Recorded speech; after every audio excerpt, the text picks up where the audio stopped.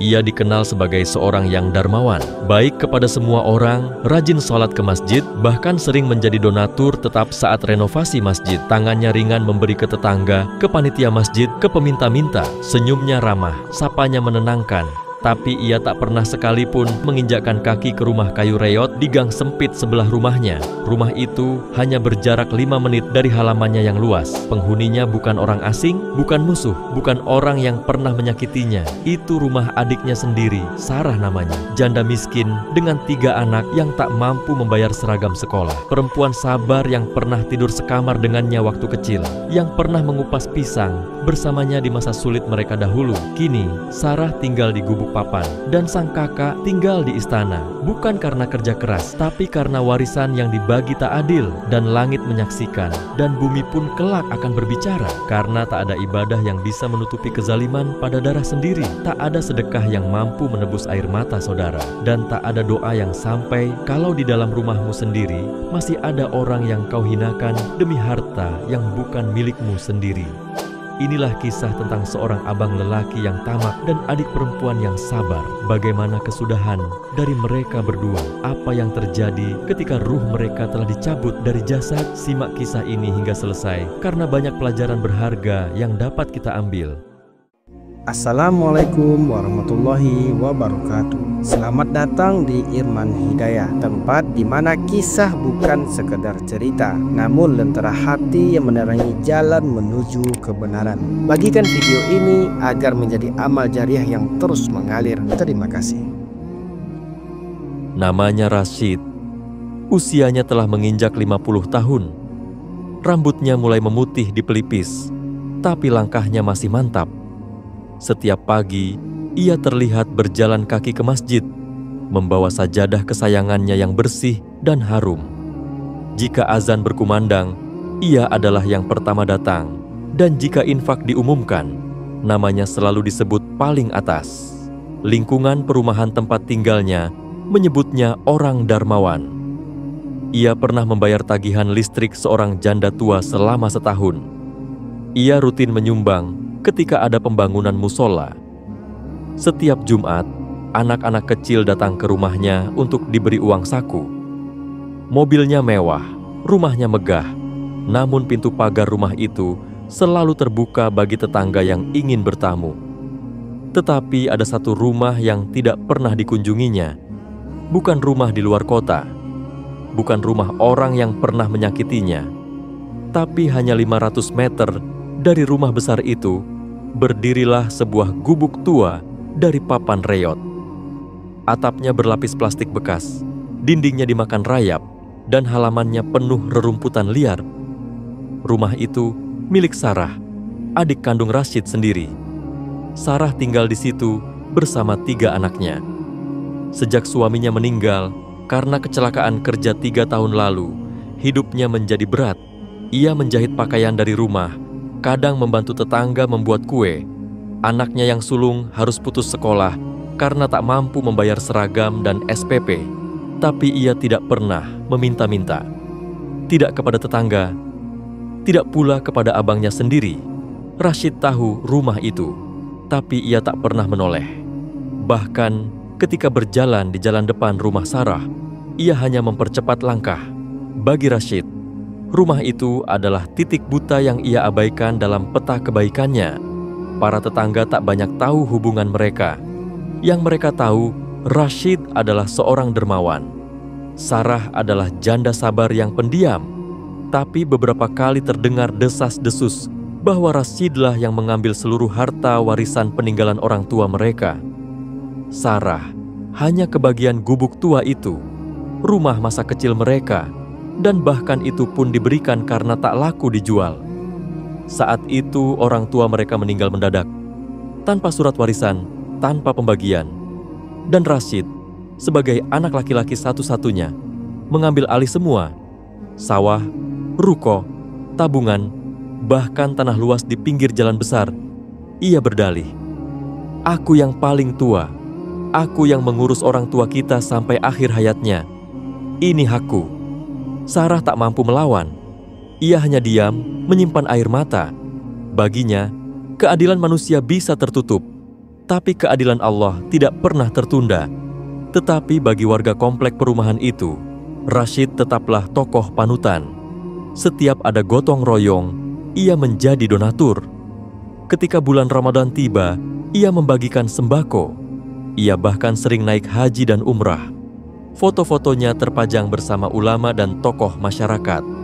Orang-orang menepuk bahunya, kadang mencium tangannya, dan berkata, "Masya Allah, semoga Allah balas semua kebaikanmu." Tak ada yang tahu bahwa tak jauh dari rumah itu ada seorang adik yang menahan lapar, anak-anak yang menahan tangis karena tak bisa sekolah, dan seorang ibu yang menahan air mata setiap kali melihat nama abangnya disebut dalam doa-doa masjid. Sementara ia bahkan tak sanggup membeli beras. Tapi Sarah diam. Ia percaya bukan manusia yang menilai, tapi Allah. Dan diam-diam doanya naik ke langit. Di malam yang sunyi, di sepertiga akhir yang penuh rahmat, ia sujud, tak mengadu soal harta, tapi memohon agar Allah bukakan pintu keberkahan bagi anak-anaknya, agar Allah tak meninggalkannya.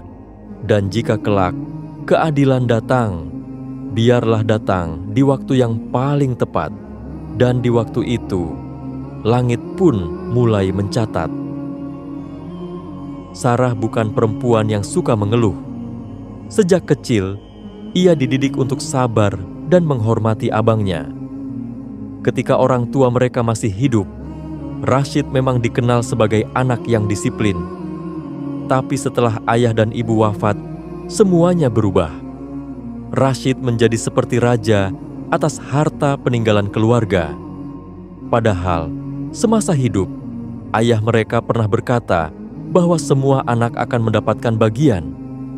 Tapi karena tak ada surat warisan, dan Sarah hanya seorang perempuan tanpa daya, maka segala warisan dibagi sepihak. Perempuan ikut saja, tidak usah banyak bicara.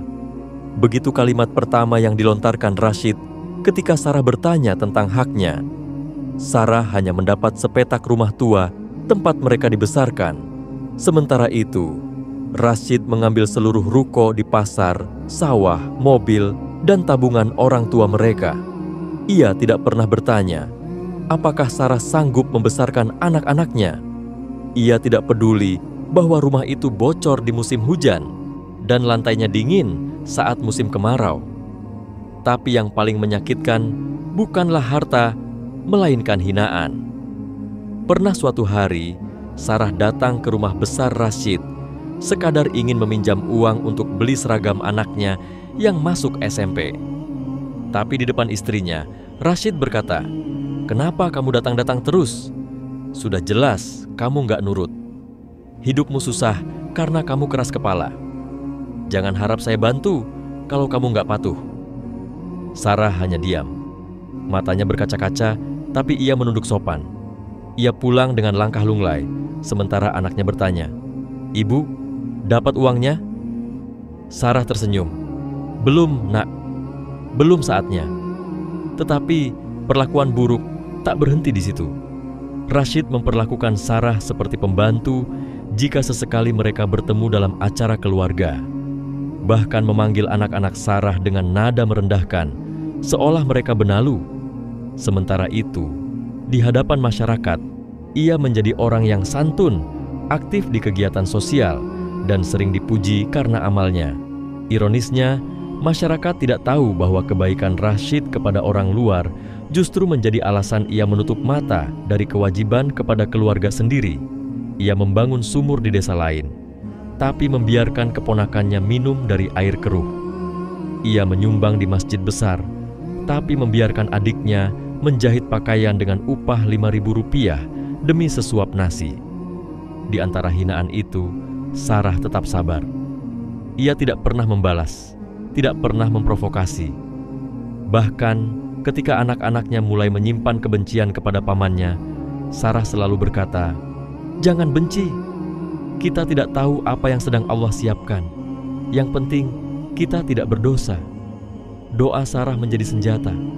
Ia tidak minta kaya, tidak minta balas. Ia hanya meminta kekuatan untuk terus bertahan dan agar anak-anaknya tetap jujur dan beriman. Satu malam, Sarah pernah menangis dalam sujudnya. Ya Allah, aku hanya ingin anak-anakku hidup dalam ridha-Mu. Jika abangku telah mengambil bagian dunia, izinkan aku mendapat bagianku akhirat nanti. Air mata membasahi sajadah. Ia tidak tahu bahwa malam itu malaikat sedang mencatatnya sebagai salah satu doa yang paling tulus dari seorang wanita yang dizalimi. Sementara Rashid terus hidup dalam kekaguman masyarakat. Ia membangun rumah baru di pinggir kota. Ia membeli mobil ketiga. Ia membuat yayasan, memberi beasiswa, dan setiap Ramadan ia tampil di layar kaca lokal sebagai pengusaha dermawan. Namun satu hal yang tak ia sadari, tidak ada doa yang lebih cepat dikabulkan selain doa orang yang teraniaya. Dan kelak, ketika ajal menghampiri, kebenaran tak akan bisa ditutup oleh senyum manis dan deretan infak besar. Karena Allah tidak menilai pencitraan, tapi keadilan. Hari-hari terus berjalan. Di rumah besar bercat putih gading itu, Rashid hidup dengan nyaman. Setiap pagi ia duduk di teras sambil membaca koran, menyambut tetangga yang lewat dengan senyum ramah. Di mushola komplek, ia kerap menjadi donatur tetap. Anak-anak kecil menyukai kebaikannya karena tiap hari Jumat ia membagikan amplop kecil berisi uang jajan. Nama Rashid semakin harum. Tapi di gubuk reyot beberapa gang dari situ, Sarah tak pernah lupa mengajarkan anak-anaknya untuk tetap bersyukur. Mereka belajar di bawah cahaya remang. Hanya satu orang anak Sarah yang bisa sekolah, karena dua lainnya harus menunggu hingga tahun depan karena uang tak cukup. Sarah menjahit, mencuci pakaian tetangga, dan sesekali menjual keripik keliling.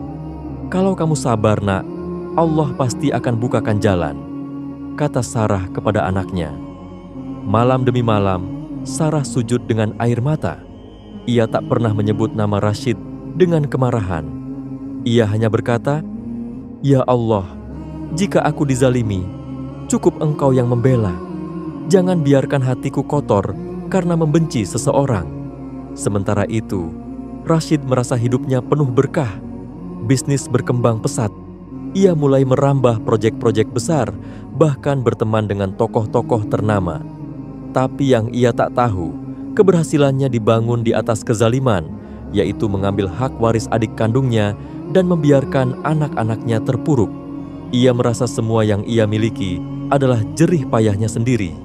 Ia lupa bahwa rumah itu dulu milik orang tua yang juga milik Sarah. Sawah itu dulu dibeli dengan hasil panen keluarga. Tabungan yang ia ambil sepenuhnya adalah hak dua orang anak. Rashid bahkan tak mau mendengar jika ada yang mengingatkannya. "Itu urusan keluarga saya," katanya sambil tersenyum. "Tak usah ikut campur." Ia pandai menutupi luka keluarganya dengan kebaikan kepada masyarakat luas. Namun ada satu yang tak bisa ditutupi, yaitu doa orang yang teraniaya. Rasulullah pernah bersabda, "Takutlah terhadap doa orang yang dizalimi, karena antara dia dengan Allah tidak ada penghalang." Hadis riwayat Bukhari. Dan doa Sarah terus naik siang dan malam. Tak pernah ia minta kekayaan, hanya minta keadilan dan kekuatan. Anak-anak Sarah pun mulai tumbuh dengan kesabaran yang dididik dari air mata ibunya. Ada malam ketika Rashid bermimpi. Ia melihat dirinya berada di padang luas, dikejar api besar. Dalam mimpinya, suara bergema, "Di balik sedekahmu ada hak yang kau rampas. Di balik infakmu ada air mata yang kau abaikan." Ia bangun dengan tubuh menggigil. Tapi keesokan harinya, ia lupakan mimpi itu. Ia kembali duduk di kursi terasnya, menyapa tetangga, memesan kopi mahal, dan merancang proyek baru. Dosa itu belum terasa, tapi sudah menggantung. Karena kezaliman tidak selalu dibalas di dunia. Kadang Allah menundanya, agar tak ada tempat berlari ketika balasan datang. Dan ketika doa naik ke langit, dosa itu ikut naik bersamanya. Rashid tak tahu. Ia mengira cukup dengan kebaikan kepada orang banyak. Ia lupa bahwa syariat Allah tentang warisan bukan perkara kasihan atau tidak, tapi keadilan yang harus ditegakkan. Sementara Sarah terus mengajarkan anak-anaknya, jangan balas dengan kebencian, jadilah orang jujur. Biarkan Allah yang membalas. Maka setiap hari, diam-diam langit mencatat doa yang naik dan dosa yang menggantung. Karena kebaikan bukan sekadar amal, tapi keadilan yang dimulai dari rumah sendiri. Malam itu hujan turun perlahan. Di rumah besar yang berdiri megah di ujung perumahan, lampu-lampu masih menyala, menyorot halaman luas dan mobil mewah di garasi. Rashid tertidur di sofa empuk ruang tengah, dengan selimut tipis menutupi kakinya. Ia baru saja pulang dari sebuah acara masjid, memberikan donasi besar di hadapan para tokoh agama. Di saku jasnya masih terselip penghargaan dari panitia. Tapi malam itu juga menjadi malam terakhir dalam hidupnya. Pagi harinya, asisten rumah tangga menemukannya tak bergerak. Tubuhnya membeku, wajahnya pucat, dan mata setengah terbuka seolah hendak mengatakan sesuatu, tapi tak sempat. Kematian Rashid mengejutkan semua orang. Berita wafatnya menyebar cepat. Tetangga, pengurus masjid, bahkan aparat desa datang melayat. Ucapan duka membanjiri rumahnya. Orang baik itu, kata seorang ibu, rajin ke masjid, dermawan sekali. Tapi proses pemandiannya tak seperti yang diharapkan. Beberapa orang yang memandikannya merasakan keanehan. Tubuhnya berat, keras, dan sulit digerakkan. Salah satu dari mereka mengatakan dengan nada pelan, seperti ada beban yang menahannya. Saat dikuburkan, tanah terasa keras dan liang lahat terasa sempit. Seorang sahabatnya yang hadir sempat bermimpi malam itu, melihat Rashid digiring oleh dua malaikat. Wajahnya gelap dan lidahnya terjulur. Dalam mimpi itu, Rashid berteriak, "Ampuni aku hanya ingin dihormati, bukan menzalimi." Namun semua sudah terlambat. Sementara itu, seminggu kemudian, di ujung gang sempit, Sarah juga wafat dalam kondisi sederhana. Ia meninggal di rumah kayu yang hampir roboh, dipeluk anak sulungnya, dengan air mata haru yang jatuh membasahi pipinya. Ia wafat usai menunaikan sholat duha dalam keadaan berpuasa. Tak banyak pelayat, hanya beberapa tetangga, ibu-ibu yang pernah dibantu, dan anak-anaknya yang mencium kening ibunya dengan isak tertahan. Tapi malam itu, salah seorang tetangga bermimpi tentang Sarah. Ia melihat Sarah memakai pakaian putih, duduk di taman hijau dengan sungai kecil di sampingnya. Wajahnya bercahaya, dan di sebelahnya ada para wanita lain yang juga tersenyum. Dalam mimpi itu, Sarah berkata, "Allah Maha Adil. Yang dizalimi tak pernah disia-siakan." Berita tentang mimpi itu menyebar dari mulut ke mulut. Orang-orang mulai membicarakan sosok Sarah, bahwa ternyata wanita sederhana itu menyimpan kesabaran yang luar biasa, bahwa kemuliaan tak selalu ada di balik rumah besar, tapi kadang ada di balik dinding papan dan lantai tanah. Rashid, meski di dunia dikenal mulia, namun kini di alam sana harus menghadapi azab yang tak pernah ia bayangkan. Karena ia lupa satu hal, kezaliman kepada keluarga sendiri adalah dosa yang tak mudah terampuni. Rasulullah pernah bersabda, kezaliman itu akan menjadi kegelapan pada hari kiamat. Hadis riwayat Bukhari. Kezaliman bukan hanya pukulan atau makian, tapi juga mengambil hak, memutus silaturahim, dan membiarkan saudara sendiri menderita padahal kita mampu menolongnya. Dan malam itu, langit mencatat dua nama. Sarah, wanita sabar yang dimuliakan Allah. Rashid, lelaki terhormat di dunia, tapi hina dalam kuburnya, karena kematian menyingkap segalanya, dan hanya amal adil yang menyelamatkan jiwa. Rashid terbangun. tapi bukan dari tidur biasa, melainkan dari lelap panjang yang bernama kematian. Ia membuka mata dalam kegelisahan. Sekelilingnya gelap. Dinding kuburnya seperti menghimpit perlahan. Tak ada sinar, tak ada kelembutan. Hanya hening yang menyesakkan dada. Tiba-tiba suara menggema, "Wahai Rashid, siapa Rabbmu?" Lidahnya keluh. "Apa agamamu?" Ia tergagap. "Apa yang kau lakukan dengan hartamu?" Rashid ingin menjawab, "Aku dermawan, aku sering bantu masjid, aku membantu tetangga." Tapi malaikat menjawab tegas, "Mana hak saudaramu? Di mana bagian warisan adikmu yang engkau telan?" Rashid bergetar. Ia mencoba mengingat. Ruko-ruko warisan ayahnya, tabungan, sawah, mobil tua yang kini jadi koleksi. Semua ia ambil. Semua ia klaim sebagai haknya sendiri karena merasa sebagai anak lelaki tertua. Sarah hanya diberi rumah reyot. Itu pun karena ia tak laku dijual. Ia terdiam. Tubuhnya mulai terasa berat. Seakan-akan tanah menghisap tubuhnya. Wajahnya membiru, matanya membelalak. Karena untuk pertama kalinya, ia menyadari sedekah kepada tetangga tidak menggugurkan hak adik kandung. Senyum kepada jamaah tidak menebus tangisan darah daging sendiri. Dan reputasi di mata manusia tidak bisa menutupi kezaliman yang tercatat di langit. Firman Allah menjawab hatinya. Allah mensyariatkan bagimu tentang pembagian warisan untuk anak-anakmu, yaitu bagian seorang anak laki-laki sama dengan bagian 2 anak perempuan. An-Nisa ayat 11. Ayat itu dulu sering ia dengar, tapi diabaikan.